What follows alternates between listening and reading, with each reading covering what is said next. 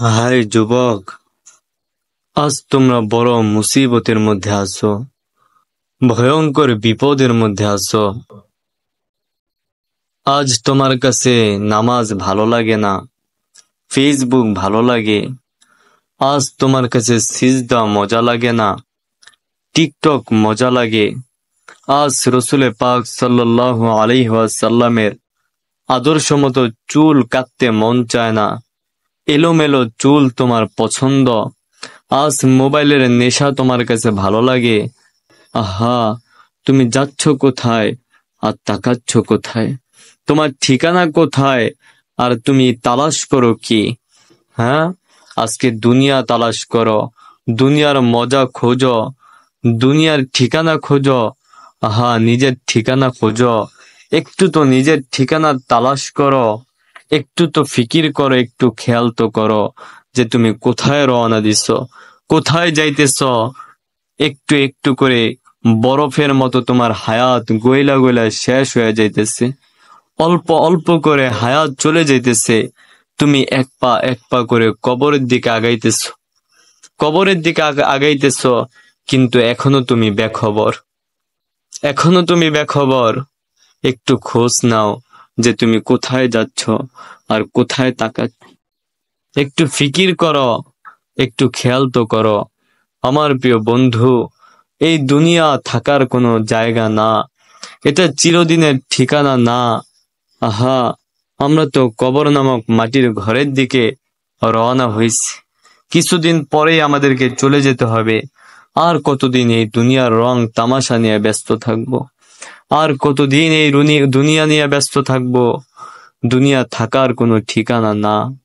দুনিয়া হচ্ছে ছাড়ার একটা জায়গা, এটা ছাড়ার জায়গা, এটা থাকার কোনো জায়গা না। আহা, একটু ফিকির করো আল্লাহ ওয়ালা হওয়ার জন্য।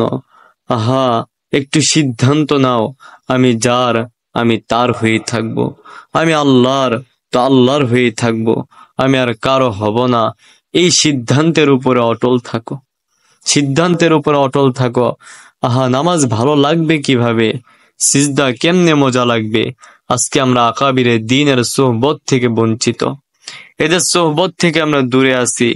আহা, আকাবিরে দ্বীনের সোহবতে যাও, আল্লাহ ওয়ালাদের সান্নিধ্যে যাও, আল্লাহ ওয়ালাদের সোহবতের তালাশ করো, এদের সোহবতে যাও, তো জীবন রঙিন হবে।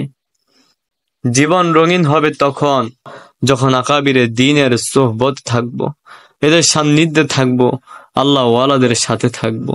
এক ঘরে আগুন লাগলে যেমন আরেক ঘরে আগুনের তাপ লাগে, এক ঘরে আগুন লাগলে যেমন আরেক ঘরেও আগুন লাগে। এক ঘর থেকে আরেক ঘর, এক ঘর থেকে আরেক ঘর, এভাবে পুরো মহল্লা আগুনে আচ্ছন্ন হয়ে যায়। ঠিক তদ্রূপ এক দিলের মধ্যে যখন আল্লাহর ব্যথা থাকে, রব্বুল আলামিনের মহব্বতের এক আগুন থাকে, এই দিলওয়ালা মানুষের সামনে যখন আরেকটা মরা মৃত দিল বসে যায়, তো এক দিল থেকে আরেক দিল আগুন লাগে। আহা, এক দিল থেকে আরেক দিলে তখন আগুন লাগে যখন আগুনওয়ালা দিলের পাশে যাইবা, আগুনওয়ালা দিলের সোহবতে যাইবা, আগুনওয়ালা দিলের সান্নিধ্যে বসবা। তখন এক দিল থেকে আরেক দিলে আল্লাহ পাকের ইশক মহব্বতের আগুন দাউ দাউ করে জ্বলতে থাকবে। এজন্য বন্ধু, আর সময় নষ্ট না করে এখন থেকেই আমরা সিদ্ধান্ত নেই যে আমরা যার আমরা তার হয়েই থাকবো, আমরা আল্লাহর তো আল্লাহর হয়েই থাকবো।